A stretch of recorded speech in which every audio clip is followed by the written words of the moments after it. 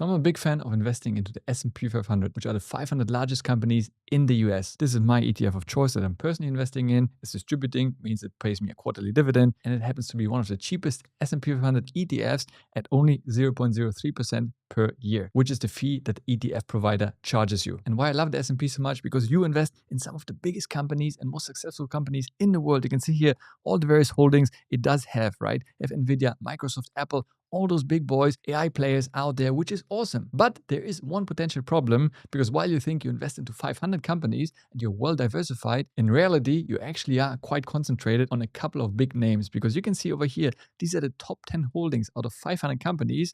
And those top 10 holdings make up almost 40%. So well over 1/3 of the entire holding is composed of the top 10. They have such a high weighting because the more valuable a company is, the more it's weighting inside the S&P 500. And Nvidia alone, which did extremely well in recent times, so it's great for investors in the S&P, but that alone almost accounts for soon 8% of its returns, which on the flip side also means the 500 smallest company, basically the last company inside the S&P, will make up only 0.0 something as a percentage to the overall contribution. So in the times we're in right now, where year to date the S&P is up by over 14%, of course we enjoy it, right? Because those companies did extremely well even this year. The AI boom is here and it gave a nice boost to the overall market. But let's be honest, this trend will not always continue, right? There's always ups and downs in the stock market, and we might see a correction sooner than later. And people are already talking about the AI bubble. Nobody knows when it's about to pop, but there will be a repricing. That's for sure. And given that we have such a concentration on those top companies, if any of those will drop significantly in price, you as an S&P 500 investor will definitely feel it